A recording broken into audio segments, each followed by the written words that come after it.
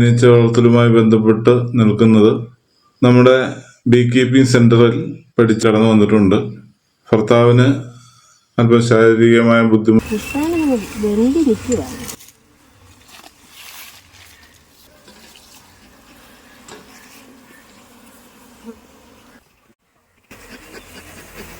Extra പണിയുന്നതിൻ്റെ ഇടയ്ക്കാണ് കയറിയിരിക്കുന്നത്. അത് ഇറങ്ങി വരാം.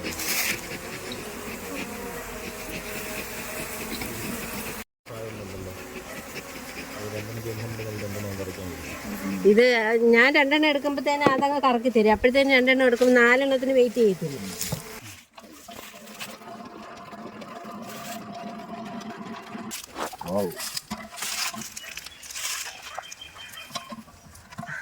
മൂന്ന് ദിവസം മുമ്പെയാണ് ഞാൻ ഇതിനകത്തിലെ തേൻ എടുത്തത്.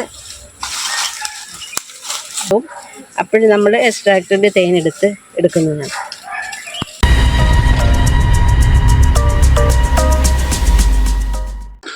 എല്ലാവർക്കും തേനീച്ച വളർത്തലിൻ്റെ പുതിയൊരു വീഡിയോയിലേക്ക് സ്വാഗതം. ഇന്ന് നമ്മൾ തേനീച്ച വളർത്തലുമായി ബന്ധപ്പെട്ട് നിൽക്കുന്നത് നമ്മുടെ ബീ കീപ്പിംഗ് സെന്ററിൽ പഠിച്ച കൊല്ലം ജില്ലയിൽ തലൂർ പഞ്ചായത്തുമായി ബന്ധപ്പെട്ട് നിൽക്കുന്ന ശോശാമ്മയുടെ തേനീച്ച കൃഷി കാഴ്ചകളിലേക്കാണ്. കുടുംബമായി അവർ തേനീച്ച കൃഷിയിലേക്ക് കടന്നു വന്നിട്ടുണ്ട്. ഭർത്താവിന് അല്പം ശാരീരികമായ ബുദ്ധിമുട്ടുകളൊക്കെ ഉണ്ട്. അദ്ദേഹത്തിന് ജോലിയുണ്ട്. എങ്കിലും ഒഴിവു സമയങ്ങളിൽ ശോശാമ്മയെ സഹായിക്കാനും എല്ലാവരും കൂടെ ഒരുമിച്ച് കുടുംബമായി തേനീച്ച വളർത്തലിൽ പങ്കെടുക്കാനും ഒക്കെ അവർക്ക് സാധിക്കുന്നുണ്ട്. അപ്പം തേനീച്ച വളർത്തലിൻ്റെ കാഴ്ചകളും അവർക്ക് തേനീച്ചകൾ കൊടുത്ത വിലപ്പെട്ട സമ്മാനങ്ങളും അവരുടെ വായിൽ നിന്ന് തന്നെ നമുക്ക് കേൾക്കാം. അവർക്ക് കിട്ടുന്ന ആ സന്തോഷവും മറ്റ് അസുഖങ്ങളൊന്നുമില്ലാതെ ശുദ്ധമായ തേൻ കഴിക്കാനും മറ്റുള്ളവർക്ക് കൊടുക്കാനും ഒക്കെ പ്രേരിതമായിരിക്കുന്ന ഈ വലിയ സംരംഭത്തെ ഇന്ന് നിങ്ങളുടെ മുമ്പിൽ തുറന്നു കാട്ടുകയാണ്. അപ്പം നമുക്ക് വീഡിയോയിലേക്ക് പോവാം. അല്ലെങ്കിൽ ഇടയ്ക്കൂടെ കേൾക്കും. അങ്ങോട്ടും ഇങ്ങോട്ടും അങ്ങ് പണി ഇത് ഉണ്ടല്ലേ, പാലം പോലെ അങ്ങോട്ടും ഇങ്ങോട്ടും പണിഞ്ഞിട്ടുണ്ട്. ആദ്യം 5 എണ്ണം ഇട്ടിട്ട് പണിയാൻ സ്ഥലമില്ല. എന്നിട്ട് നല്ലവനെന്തിന് അച്ഛന് തൊപ്പി ഉണ്ട് പറഞ്ഞു. ഞാൻ മുഖത്തൊക്കെ കുത്തിയാലോ എന്നുള്ളതിൽ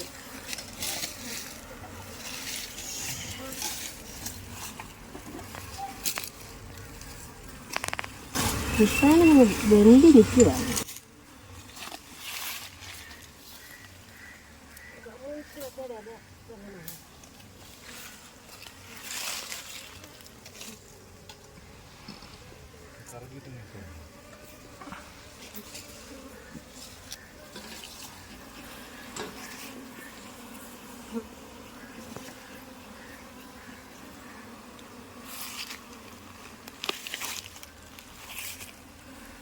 എല്ലാം അങ്ങോട്ടും ഇങ്ങോട്ടും പാലം പോലെ പണിഞ്ഞേക്കും. ഗ്ലൗസ് ഇടേണ്ട ആവശ്യം. പുക അടിച്ചാ നല്ലോണം പുക.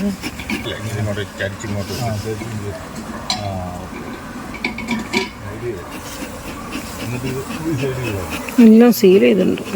നല്ല സീലായി. ഇതിന് സീലായിരുന്നല്ലോ അതൊക്കെ. അതെന്നെ നല്ലൊരു കൂട. കഴിഞ്ഞ വർഷത്തെ നല്ല 3-4 കൂടുണ്ടായിരുന്നു. അത് പോയിരുന്നു. ഇപ്പോഴും റാണിയില്ലാത്തതിൻ്റെ കൂടുകളുണ്ട്. എത്ര അടകൾ ഇട്ട് കൊടുത്തിട്ട് റാണിച്ചെല്ല് പണിയുന്നേ ഇല്ല.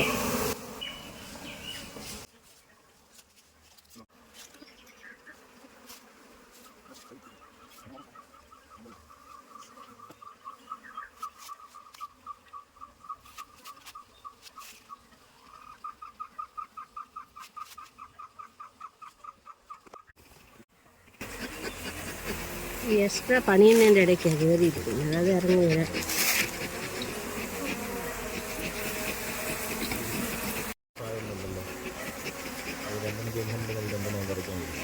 ഇത് ഞാൻ 2 എണ്ണം എടുക്കുമ്പോഴത്തേനും അതങ്ങ് കറക്കി തരും. അപ്പോഴത്തേനും 2 എണ്ണം എടുക്കുമ്പോൾ 4 എണ്ണത്തിന് വെയിറ്റ് ചെയ്യത്തില്ല.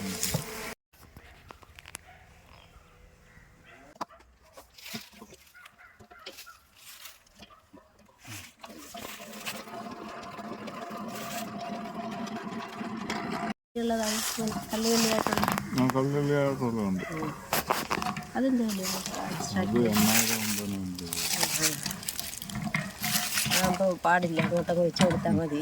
നാലെണ്ണം അങ്ങനെ.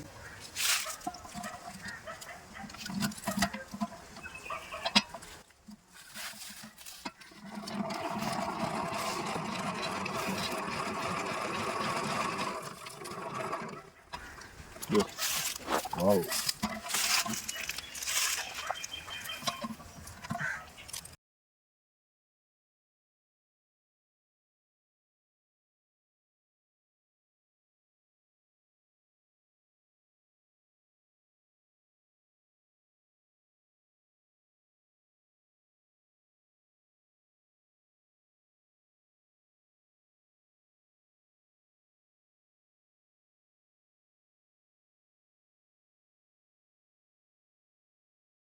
ഇത് ഈ സീസണിൽ ഞാൻ 3 പ്രാവശ്യം തേനെടുത്ത ഒരു കൂടാണ് ഇത്.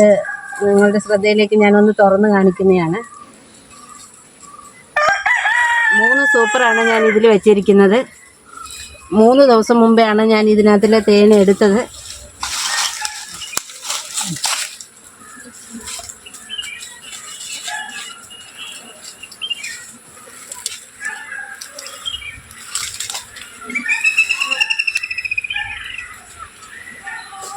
തേനായിട്ടുണ്ട്.